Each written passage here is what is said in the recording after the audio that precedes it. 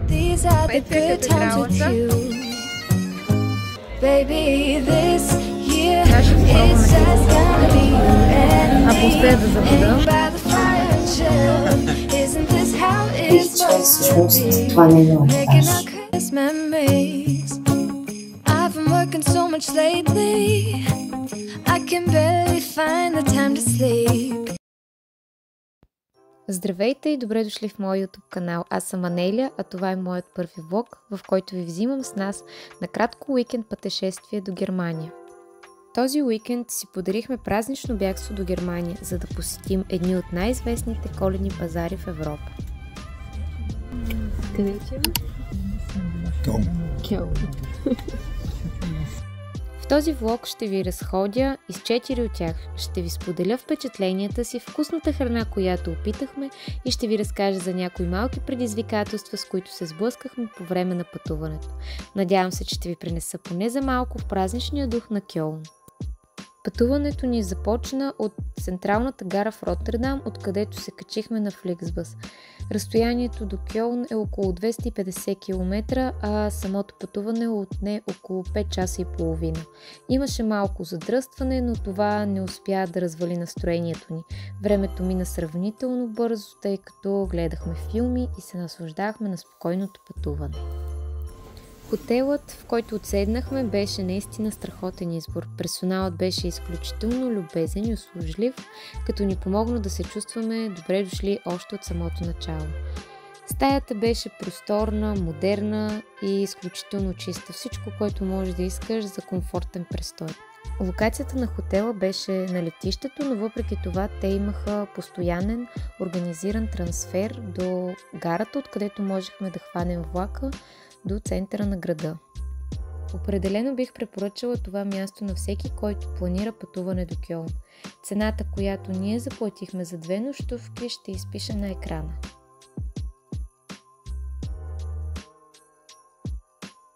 Имаме си кафе машина, има кафенца и предполагам това трябва да е мини-бар, в който няма нищо, но все пак има кафе. Чудно. Така, тук си имаме гардероб с сейф и много важно. Има си дъска за гладене, плюс и тия. И ще ходим на коледните пазари в центъра. Това е лобито. Много красиво. Красено.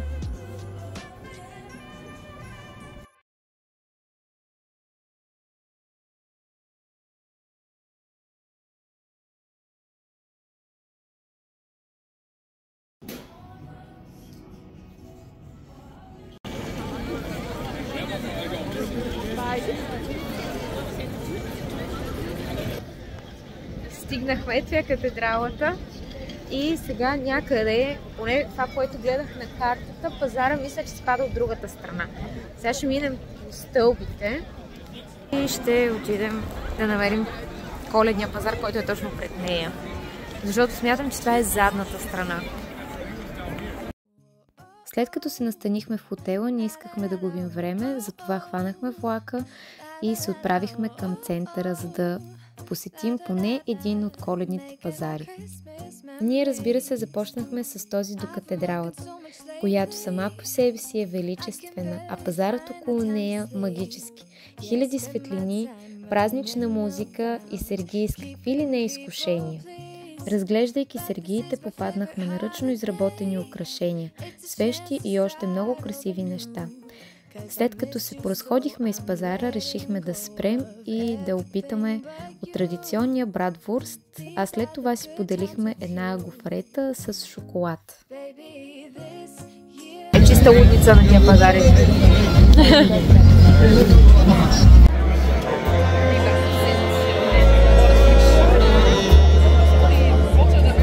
Feel the love tonight.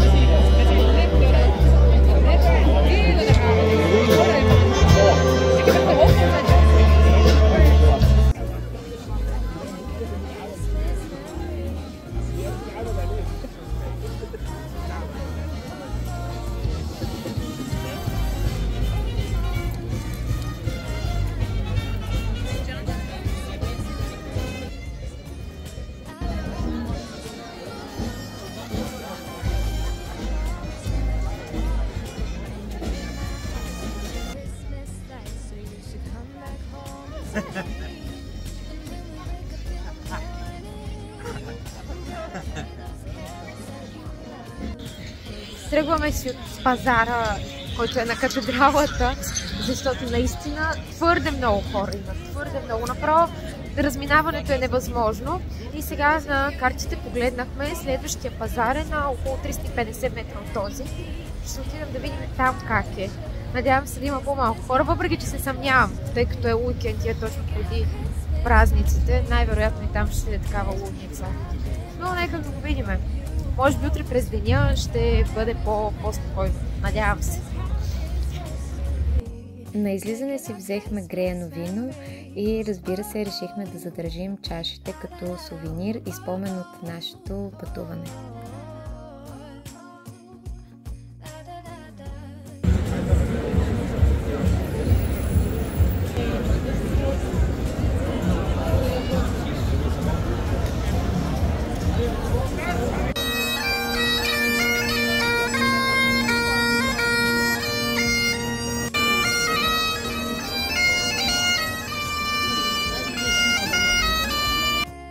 Вторият пазар, който посетихме за вечерта, беше този с гномите.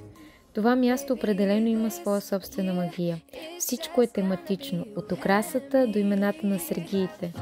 Гномите са навсякъде, върху дървета, украса и дори сергиите.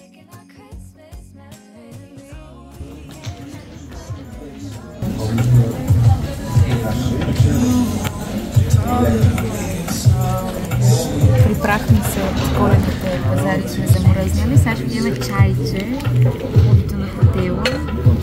И след това ще се качим горе и утре ще продължим обиколката из коледните пазари. И се надявам по-малко хора, разбира се, защото наистина беше голяма блъсканица и почти не успяхме да видим много, честно казано.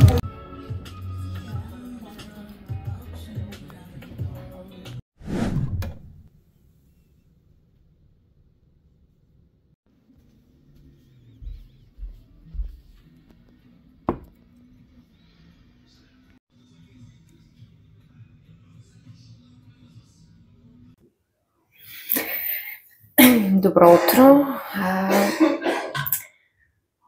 Сега ще се поправим малко, за да излезе. Снощи, когато се прибрахме в хотела, за съжаление, когато тръгнах да разпаковам багажа си, установих, че всъщност това не е моят багаж. Явно някой, който е слизал преди нас, просто е взел погрешния куфър и на негово място имах друг, който още не е моят. Опитах да се свържа с контакт сервиса, но единственото, което намерих, беше да пусна репорт. Съответно го направих, сложих снимки на моя куфър и очаквам отговор. Честно казано, съмнявам се, че ще успея да го намерят, ако съответно човека, който е взел моя куфър, не репортне той, че е загубен.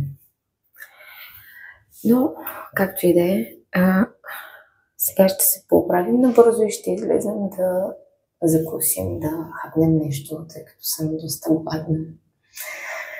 И така и после ще пообиколим пазарите, когато е светло и може да се види по-хубаво украсата.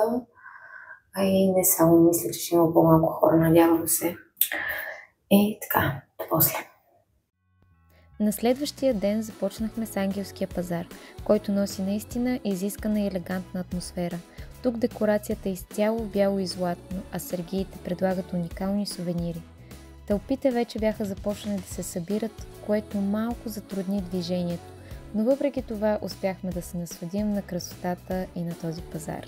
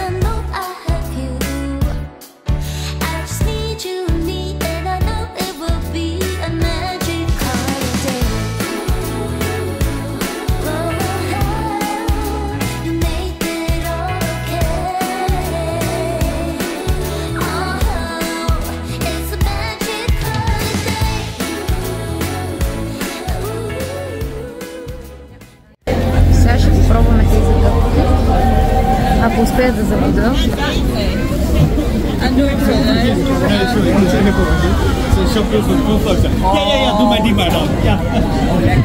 Много са добре.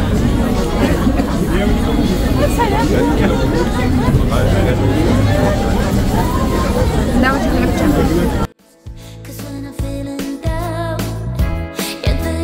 Вижда ли си?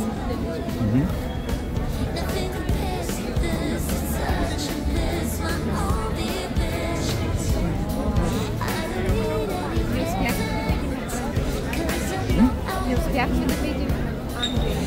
Принцип се разходва с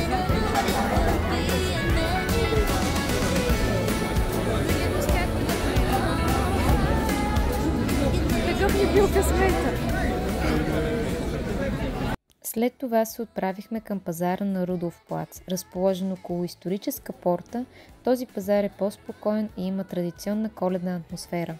Тук опитахме вкусни немски наденички и ароматни печени ядки. Идеалната комбинация за студеното време. Вечерта отново се върнахме на пазара с гномите, защото той определено беше нашият фаворит. Похапнахме традиционни немски картофени палачинки, които бяха невероятно вкусни, и се насладихме на още една чаша глувайн, за да се сгреем. След толкова време навън и студения ден решихме да се приберем в хотела малко по-рано, около 6:30. Вечерта обаче не приключи до тук. Хотелът ни имаше страхотен бар, където хапнахме и пинахме, тъй като ресторантът беше временно затворен поради технически проблем.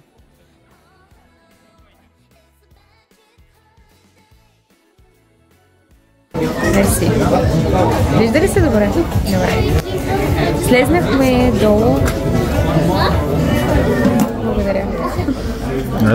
Слезнахме долу в ресторанта на хотела, прибрахме се от пазарите и сега си поръчахме нещо да хапнем тук. И нашето приключение всъщност е към своя си край, защото утре след обед пътуваме обратно към Холандия. След малко, като ни дойде вечерята, ще снимам всъщност какво си поръчах. Това всъщност са и последните кадри, защото на следващия ден освободихме стаята и решихме да прекараме последните часове в хотела с чаша топъл чай и нещо за хапване. Това беше идеалният начин да завършим пътуването си. В заключение, ако планирате пътуване до Коледен пазар, бих ви препоръчала да изберете по-спокойно време.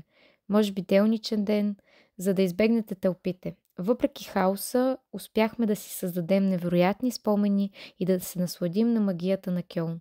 Благодаря ви, че гледахте този влог. Споделете в коментарите кой коледен пазар ви е любим или кой бихте искали да посетите. До скоро, приятели! I can barely find the time to sleep. Yeah, I spend my time running around, keeping people pleased. But this is my favorite holiday.